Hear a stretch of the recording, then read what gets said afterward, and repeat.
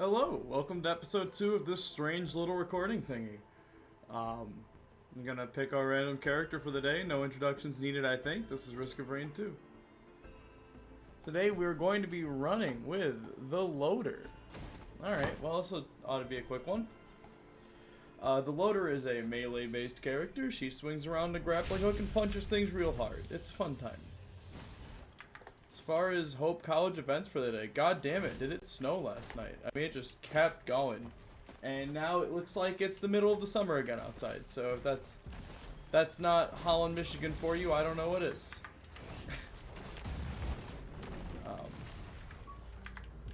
Personally quite upset, actually, at how nice it looks outside after the crazy amount of snow we got. Like, I thought it would at least stick for, like, a day, you know? But, you know, I guess beggars can't be choosers, and I'm not going outside very much today anyway, so I suppose if I'm not begging, I can't choose either. So, oh well. As far as Hope Campus events, there's a blood drive going on today.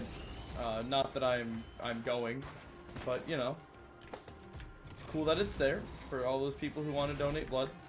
Just don't really have the want for it, you know.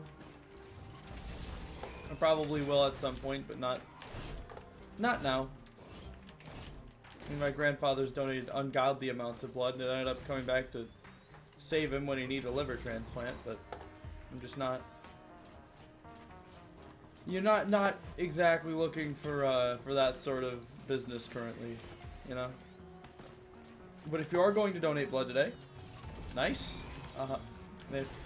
If you're one of the you know 99.9% of people who will not be donating blood today, whether out of obligation or just you don't want to, good for you guys too. You know, making your decision, you're sticking with it. God damn it, I think that is almost, if not just as admirable as sticking to your decision the other way.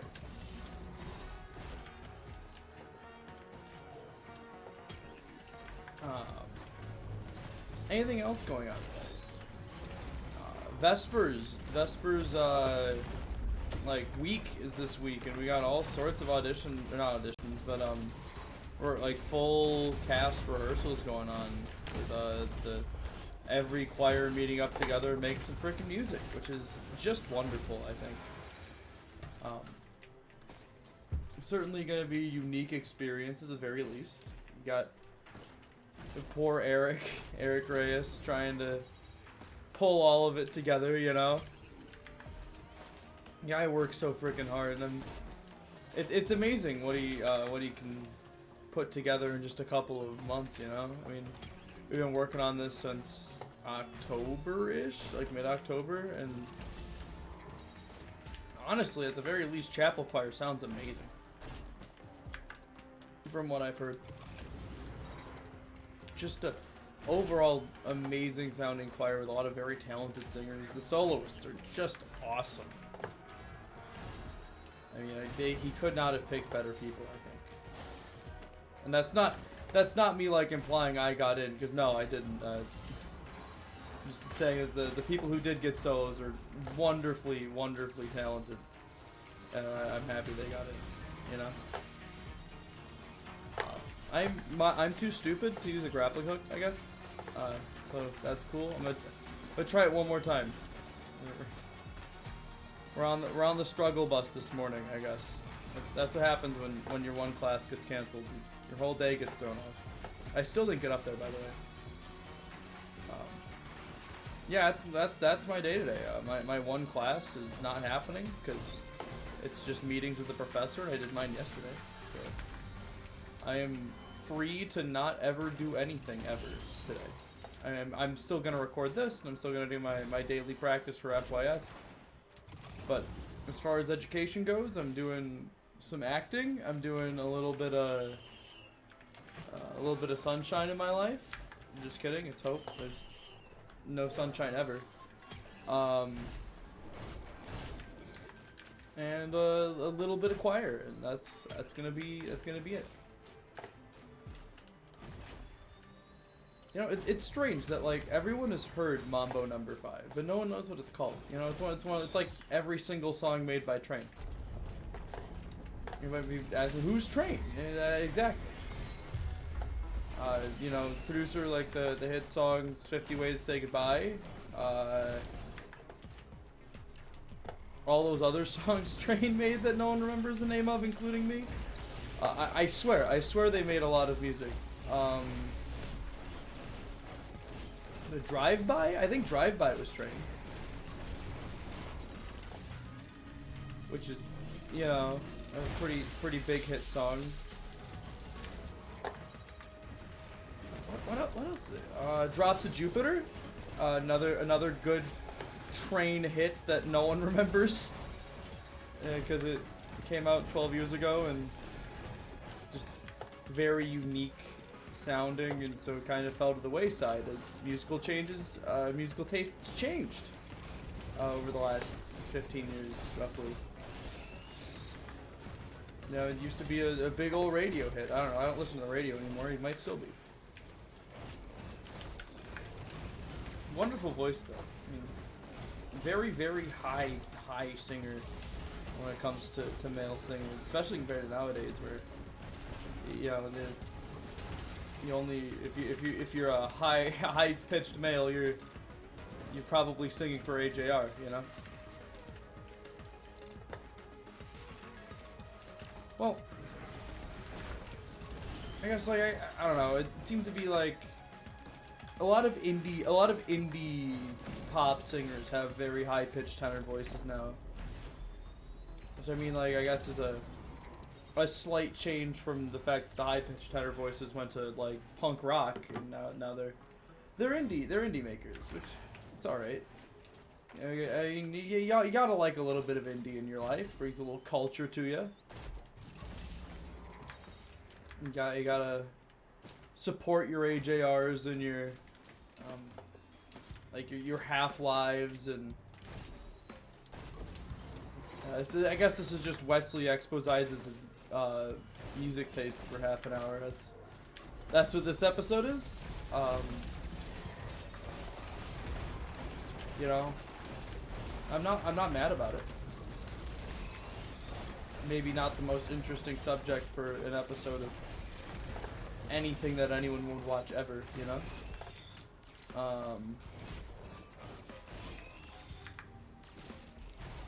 You gotta wonder, like, why some indie bands are getting so popular, you know? Like, I mean, not saying I don't like the style, because it's probably the only music I listen to. It's just, you know, when you think of indie, you think of the fact that, like, they're kind of niche, I suppose, because they don't have like a record label. Which, I mean, I don't know. AJR might have a record label now. I wouldn't even be surprised.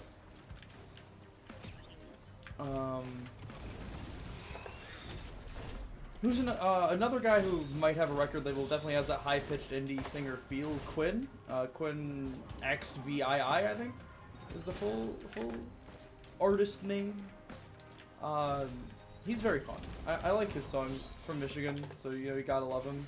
Kind of like why Eminem is so freaking famous. And Mike Posner. Mike Posner, that's a name no one's heard in a bit, yeah? Really, another one of those very early 2000s singers that no one remembers the name of, and then came back with hit song Pill and Ibiza, which everyone only remembers the remix to and not the amazing original acoustic version. This run is amazing, by the way. Nothing but amazing items here. But yeah, like, and I don't think anyone remembers Mike Posner for his hit radio single, Cooler Than Me, from the very early 2000s. And I doubt most people listening to this have ever listened to the original acoustic mix of Pill and Ibiza, which is, it makes the original look like a happy joy song, you know? Very somber reflection on the life of an artist whose time has kind of passed them by. Because, I mean, to be fair, he really is only remembered for those two songs. Which, you know,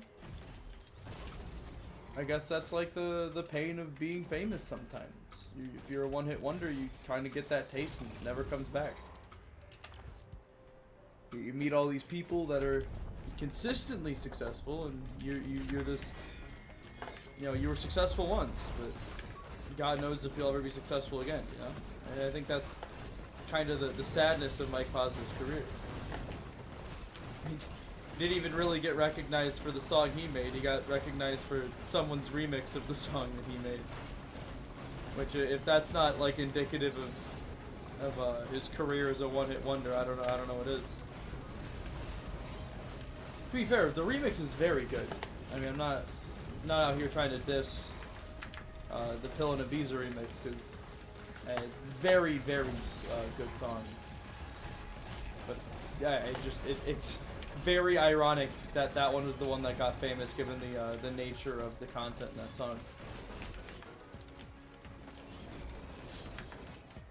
As far as other news, other life news, my girlfriend is getting axolotls today. I guess I am too, seeing as we're getting them from my mother. You know, a very, very fun coincidence. My mother's boyfriend happened to have a friend who is having some mental health issues, and they couldn't take care of their axolotls anymore, so I guess we're getting them. Which, like, very cool. I mean, I love myself some axolotls. If you don't know what an axolotl is, it's a very cute little lizard fellas with a smiley mouth. And if that isn't a good enough explanation for you, then I guess you just don't deserve to know, right? That's just gonna be the mood for the day. If you don't know, then you don't deserve it, right? I'll keep my cute little scaly boys for myself. The cool, I guess if you're not an animal lover, which is perfectly respectable, the cool scientific part of the axolotl is that they have some of the best regenerative abilities out of any animal in the animal kingdom from an early age. And scientists are currently trying to research their stem cell patterns to find ways to help humans regenerate their own limbs. So, you know, if you ever wanted to like grow your leg back after an unfortunate accident, axolotls are the fellas to look at. You know, they do that all the time. Like they literally cannibalize each other and then just regrow. Which is really disgusting and really cool.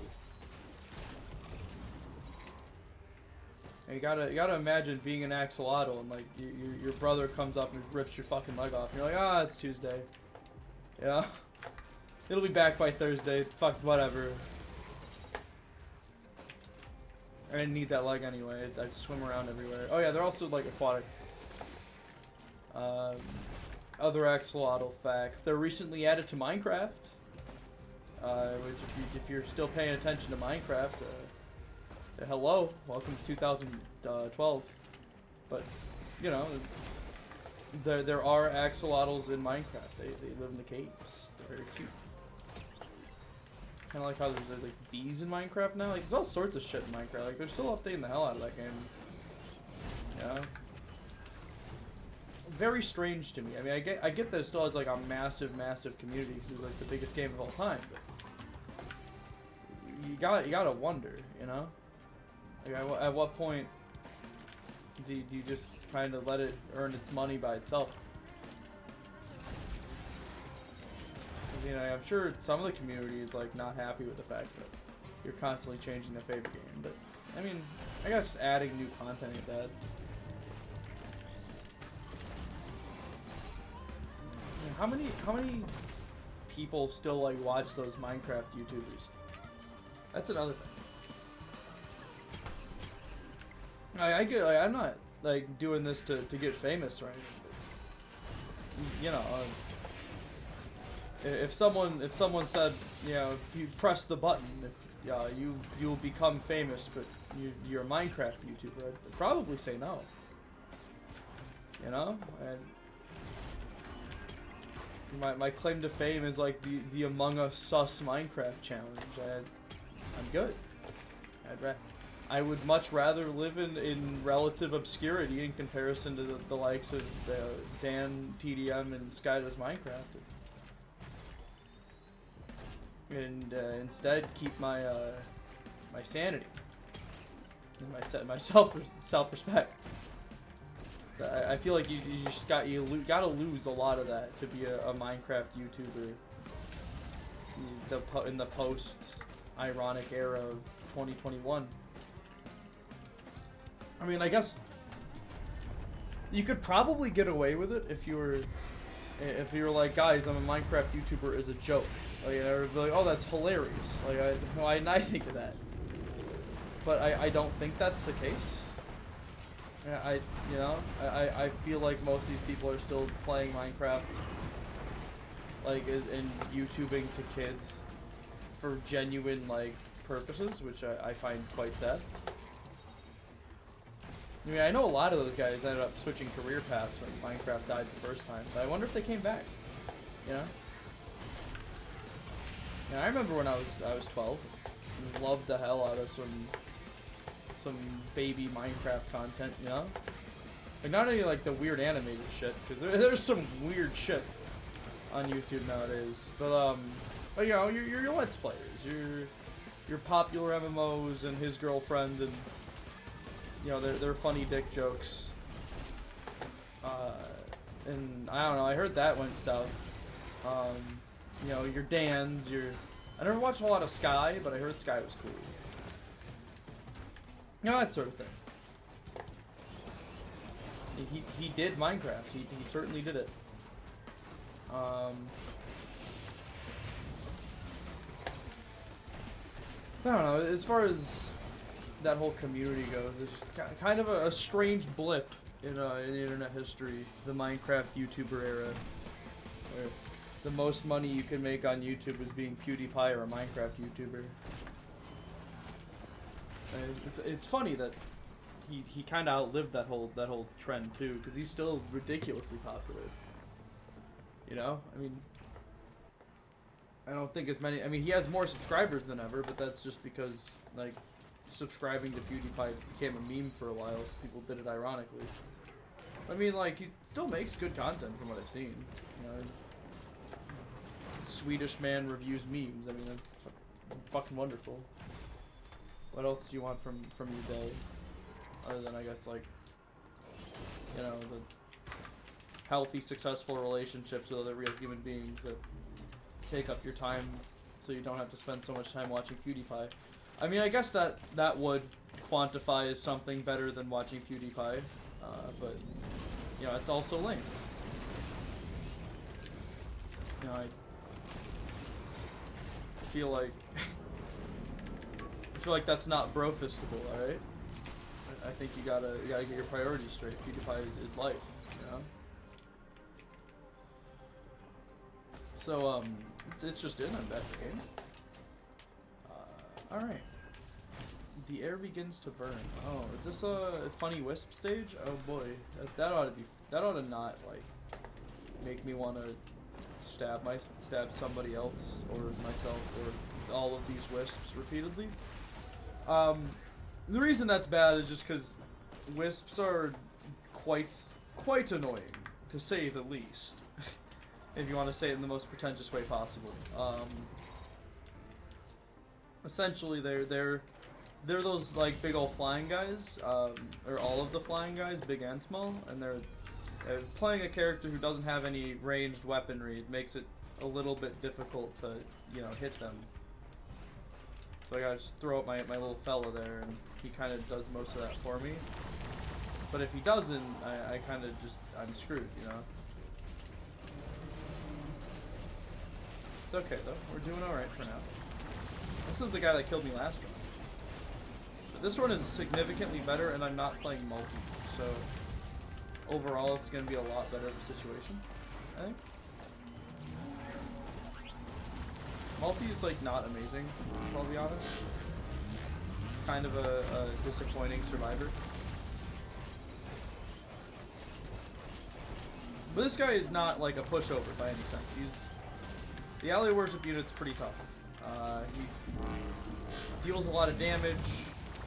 A little bit easier to avoid if you can fly like Loader can. I mean, multi can too, to an extent, if you build him differently, but I didn't have him set up for that. Just because it's kind of unnecessary. Yeah, he gives himself a lot of HP, shoots with a lot of damage, launches it in the air, and if you take fall damage, that's bad. But if you do kill him, you get a nice item, and that's pretty damn good. I'd like to say, give me that. Nice. All right, we are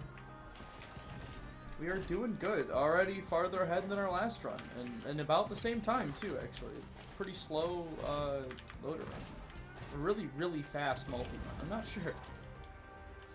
I think I'm gonna go with a fast multi run. I was kind of moving last game. I wasn't expanding the video for content or anything. So, very interesting run that last one was. Unfortunate that it ended with a death. I really wouldn't have liked to start any series off with a loss, but oh well. You know, you do what you can. That's significantly better than the item I had going. Yeah, we'll take this too. All right.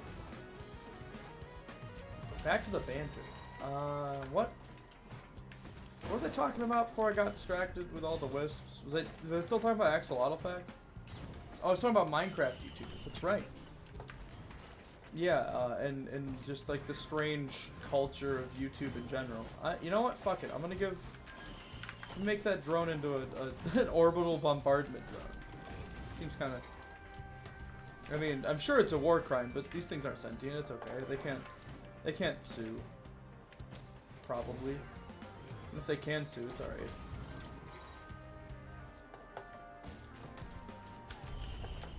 Now, the YouTube scene in general is kind of weird right now, because you really, like, most people are only super successful if you've been doing it since, you know, early 2010s, or you make some bit of content that's so standout that, you know, the world has to recognize your greatness, you know? I mean, I'm not doing either of those things. But, I think it's kind of strange, you know? You got all these amazing YouTubers making this wonderful content that have blown up in the last year due to the sheer kindness of the algorithm, and then you got all these guys that have been doing it since like 2010. So like, if you want to make mediocre content, you're fucked. You're not gonna make a whole lot of waves in the YouTube sphere, to say the least. You know, mediocre content doesn't sell. So, it's alright. I suppose that's for the better. I mean, the advertisers don't want to put their money behind something that's bad and unproven. That is what, in the end, the YouTube game's all about. It's about making money for them advertisers, baby. Woo! Raid Shadow Legends. No, this is not sponsored by Raid Shadow Legends. It could be. Call me. I'll make you a whole quarter of a cent, maybe, on average.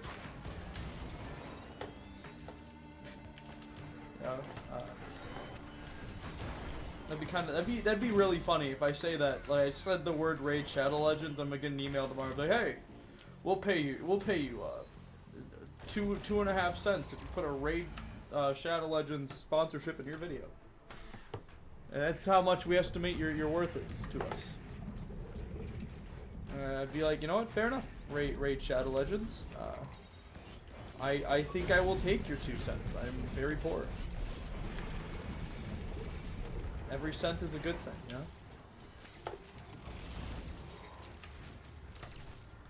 That's what. You know, I wonder what like the limit is on things YouTube will allow advertising. You know, because I mean, I've seen some strange YouTube ads. I mean, not as much anymore because I have YouTube Premium, but like I've seen some people who get strange YouTube ads for like mobile games that probably shouldn't be catering to children, or like, you know, literal porn on YouTube Kids, like through the advertising, which I feel like is probably bad because it's like, you know, illegal and stuff. But I mean, Google's a company, so it doesn't get sued. The government won't do anything to it. It makes too much money. But hey, you know, we can hope one day, you know. I say that while recording things to a Google platform. They're gonna come hunt me down. I'm gonna get taken down by the internet thought police. I probably. Oh well, I deserve it. I spoke out against the hive mind. Help. Oh, that's what I get. Bad karma immediately rolling in. Wonderful.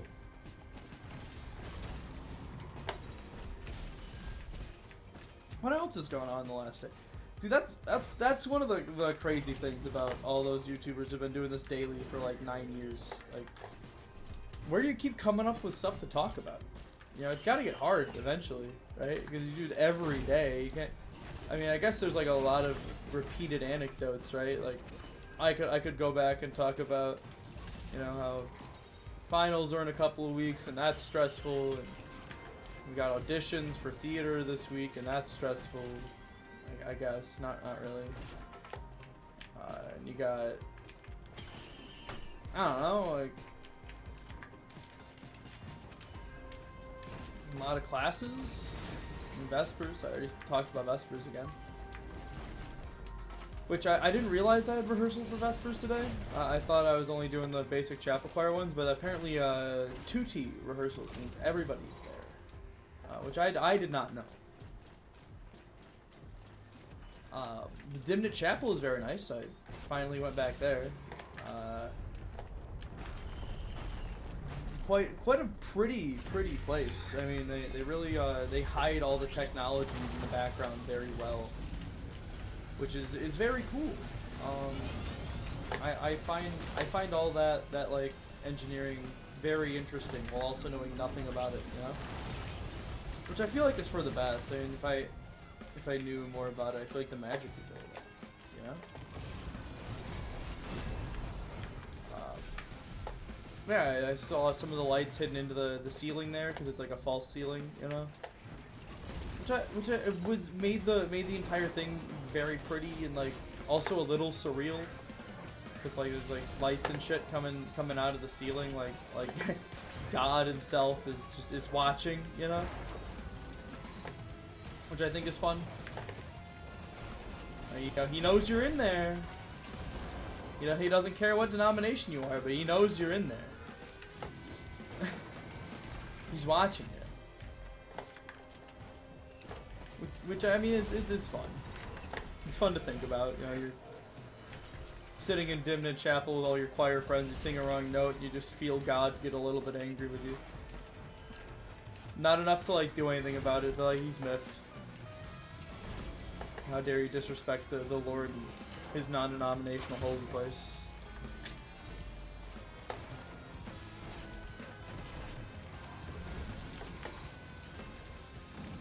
Like you gotta wonder. You think like the first person to make a denominational Christian sect got like laughed at? Like what do you think the first one is? Do you think there's a strange like denominational Christian sect that was like you know, we agree about everything the Bible says, except for the fact that, like, we have to love our neighbors. I hate my neighbors, you know, and thus dawned the first the first sect of offshoot of Christianity that eventually became Catholicism. No, I'm not sorry.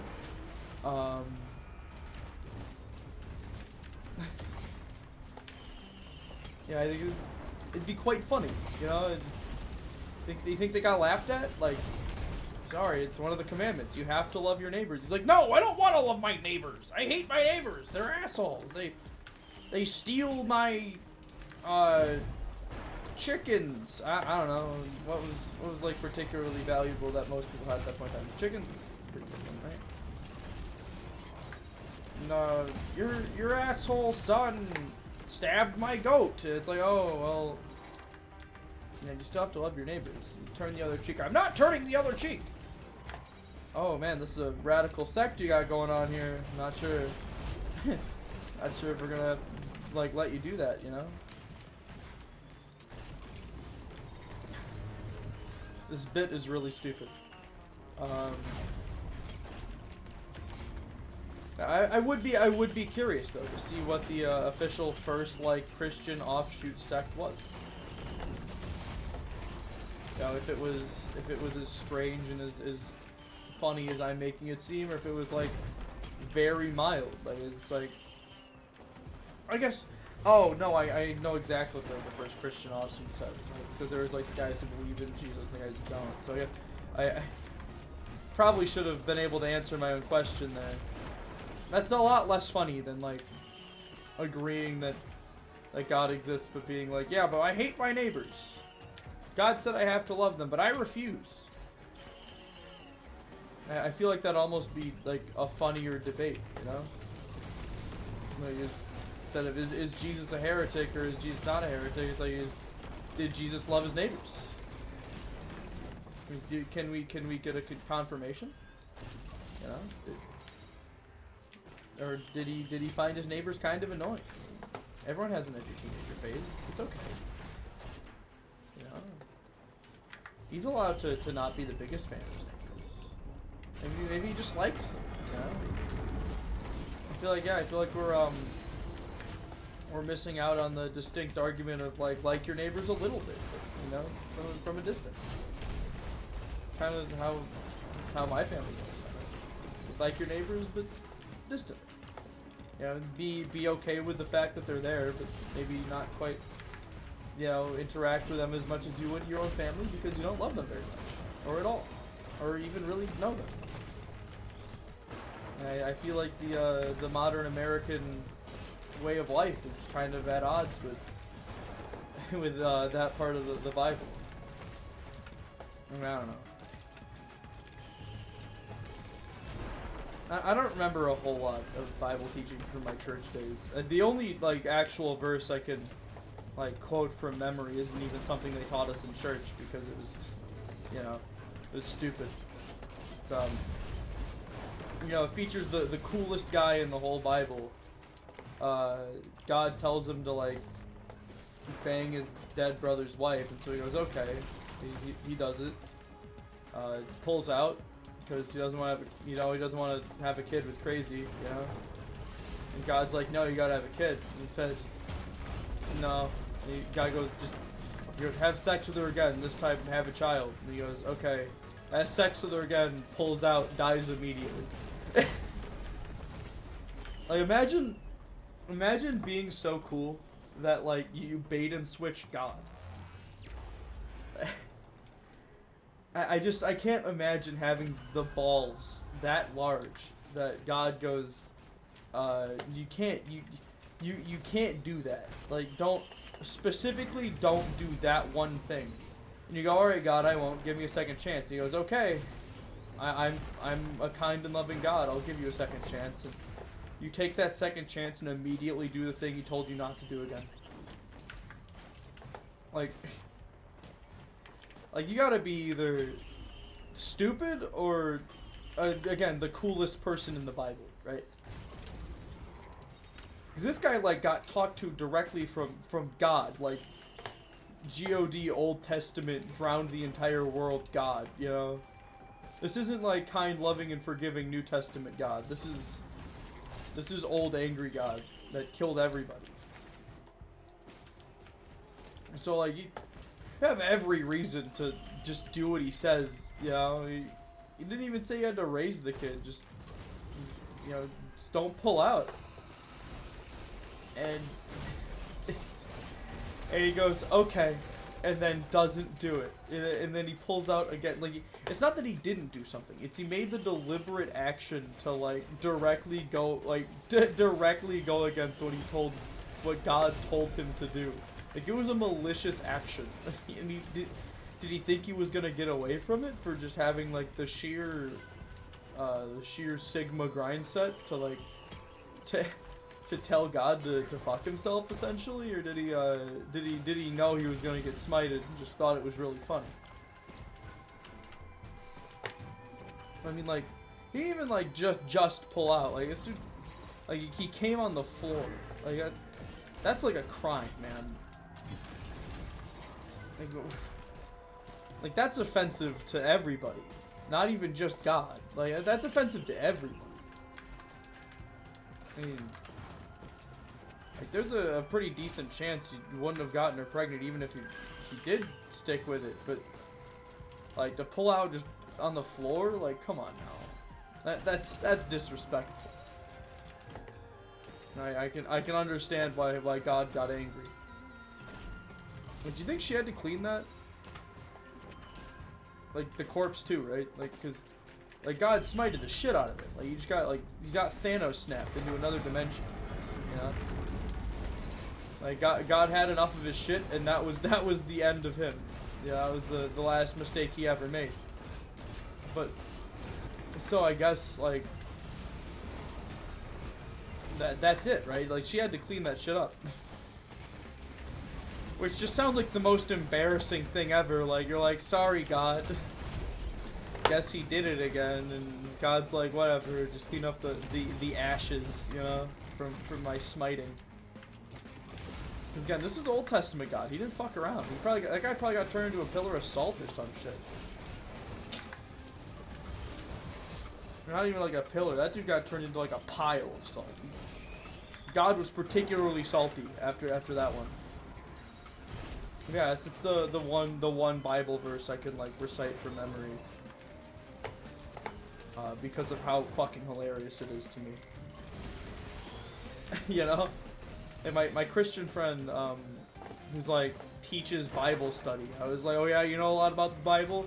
What's Genesis 28? And he's like, I don't know, but you don't know that either. And I was like, yeah? Yeah, bet. And I explained it the way I just did to him. He's like, there's no way that's like a thing in the Bible. And I went, open up your Bible right now. And he did, and lo and behold, I was fucking right.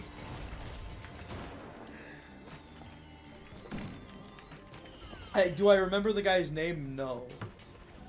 But it doesn't matter. I don't even know if he had a name. I think he was just some dude's brother.